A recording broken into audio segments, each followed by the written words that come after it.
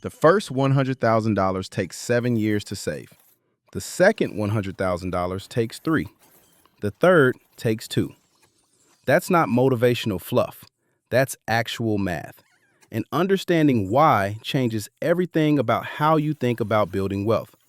Today, I'm breaking down exactly why the first $100,000 is the most important money you'll ever save. The mathematical tipping point where compound interest starts working harder than you do, and why most people quit right before the magic happens. Let's get into it. Charlie Munger is Warren Buffett's business partner, billionaire investor, genuinely one of the smartest financial minds who ever lived. And he said something that sounds brutal, but is absolutely true.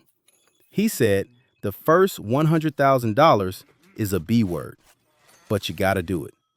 I'm paraphrasing slightly for YouTube, but you get the point.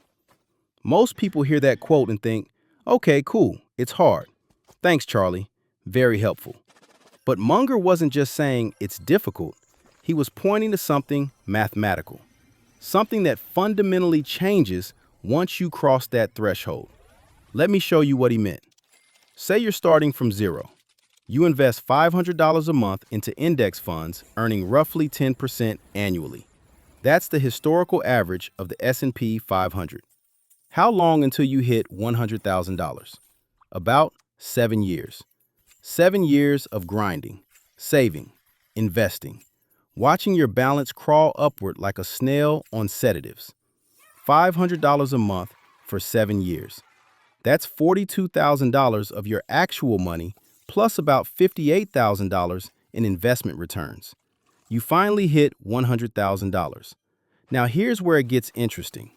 How long to get from $100,000 to $200,000? Same $500 monthly contribution. Same 10% returns. 3.5 years. Half the time. And from $200,000 to $300,000, just over 2.5 years. From $300,000 to $400,000, about 2 years. You see what's happening? The first $100,000 took 7 years, but by the time you're adding your fourth $100,000, it only takes 2 years. Same effort, same monthly contribution, radically different results. This is compound interest doing its thing, and $100,000 is roughly where it starts doing the heavy lifting for you. Let me explain the actual math of why $100,000 is the tipping point. When you have $100,000 invested, earning 10% annually, your money generates $10,000 per year in returns. That's about $833 per month. Think about that. Your money is earning $833 a month, just sitting there, doing nothing, while you sleep, while you work, while you watch Netflix. If you're contributing $500 a month, your investments are now contributing $833 a month. Your money is out-earning you. Below $100,000, the math doesn't work like this. If you have $20,000 invested at 10%, that's only $2,000 per year, about $167 a month. Your $500 contribution is still doing most of the work. At $50,000 invested, you're earning $5,000 per year, about $417 a month. Getting closer, but your contributions still matter more than your returns. But at $100,000, the lines cross. Your returns start exceeding what you can realistically contribute from your salary. The money starts building itself. This is why Munger said, you gotta do it. You have to push through those painful first years where your contributions are doing everything. Because once you break through $100,000, your money joins the fight. Before $100,000, you're a solo soldier. After $100,000, you have an army. Let me visualize this another way because it really matters. Imagine you're pushing a boulder up a hill. For the first 7 years, you're pushing, and the boulder barely moves. It's exhausting. It feels pointless. Every month, you check your balance and think, why am I even doing this? That's the grind to $100,000. But here's what nobody tells you. The hill has a peak, and $100,000 is roughly where you reach the top. After that, the boulder starts rolling downhill. You're still pushing, but now gravity is helping. The boulder picks up speed. It gets easier and easier to make progress. By the time you have $300,000 or $400,000, you're barely pushing at all. The boulder is rolling on its own. You're just jogging alongside, watching it go. Most people quit while they're still pushing uphill. They never get to experience the downhill part. Let me show you a real comparison that will either motivate you or haunt you, depending on where you are right now. Person A starts investing at age 25. They put in $500 a month until age 65. That's 40 years of investing. Person B starts at age 35. Same $500 a month until age 65. That's 30 years of investing. Person A contributed $240,000 of their own money over 40 years. Person B contributed $180,000 of their own money over 30 years. The difference in contributions is $60,000. One extra decade of $500 monthly payments. But here's the final balances at age 65, assuming 10% average returns. Person A has $2.6 million. Person B has $1.1 million. The 10-year head start created a $1.5 million difference, not from extra contributions, from compound interest having more time to work. And here's the thing. Most of Person A's advantage came from hitting $100,000 earlier. They crossed the tipping point at 32. Person B didn't cross it until 42. That's 10 extra years of the boulder rolling downhill. 10 extra years of money, earning more money, earning more money. The first $100,000 isn't just important, it's the foundation that everything else compounds on top of. Here's why most people never get there. The first few years of investing feel completely pointless. You put in $500 a month and your balance goes up like $520 because returns on small amounts are small. You check your account and think, I saved $6,000 this year and my balance only went up $6,400. This is stupid. I could have bought a vacation with that money. I could have upgraded my car. I could have actually enjoyed my life. And that logic makes sense in the short term. The opportunity cost of early investing feels very real because the returns feel very fake. So people quit. They cash out. They decide investing is for later when they make more money. But later never comes, or it comes too late, and they miss the entire magic of compound growth. The irony is brutal. The years that feel the most pointless are actually the most valuable. Every dollar invested in your 20s is worth way more than a dollar invested in your 40s because it has more time to compound. But it doesn't feel that way in the moment.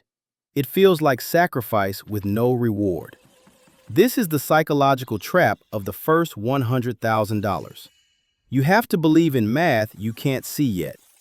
Let me give you some mental frameworks to push through the hard part. First, stop checking your balance so often. Seriously, watching small numbers grow slowly is demotivating. Check quarterly at most.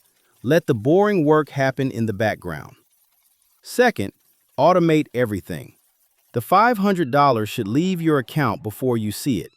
If you have to manually transfer money every month, you'll eventually stop. Make it invisible.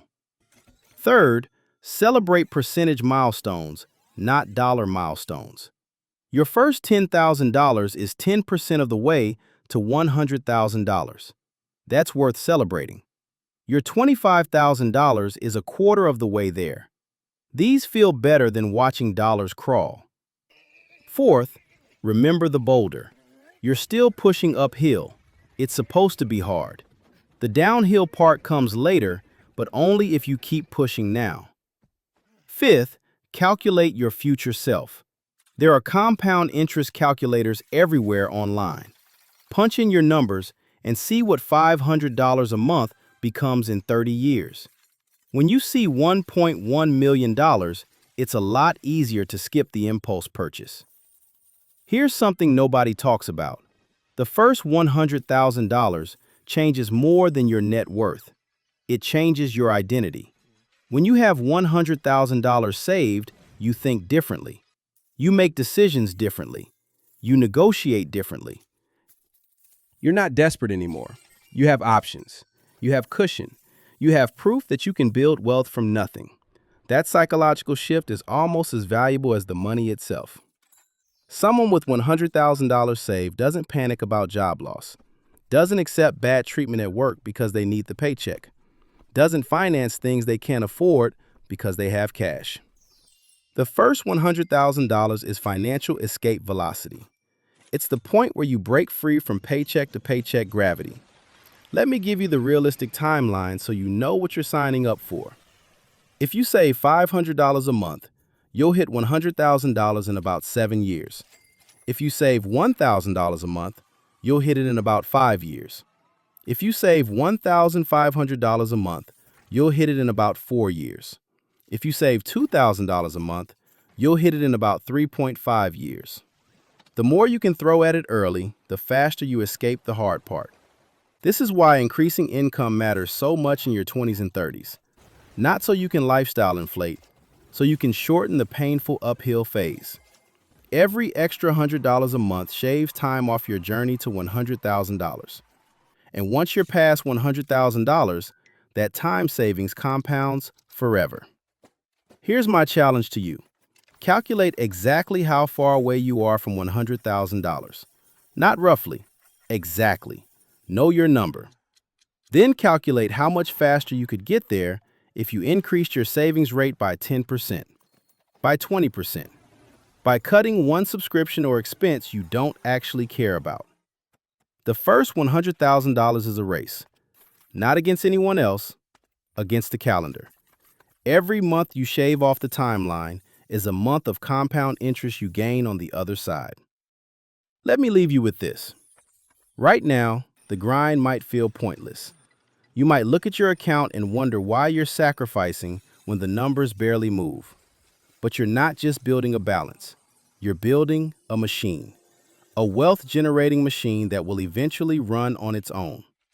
$100,000 is when the machine turns on. Everything before that is construction. It's hard, it's slow, it's unglamorous, but it's the most important financial work you'll ever do. Because once that machine is running, it never stops. It works while you sleep. It works while you vacation. It works while you live your life.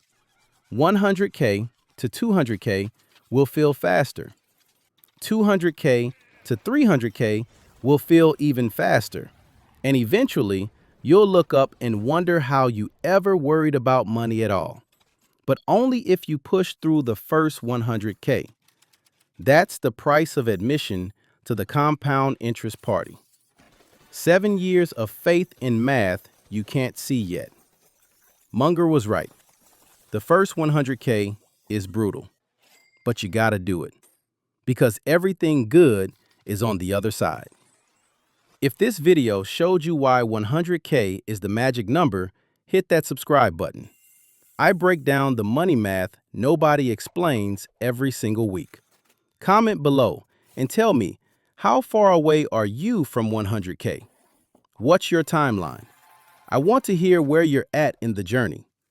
All right, go build that first 100. I'll see you in the next one.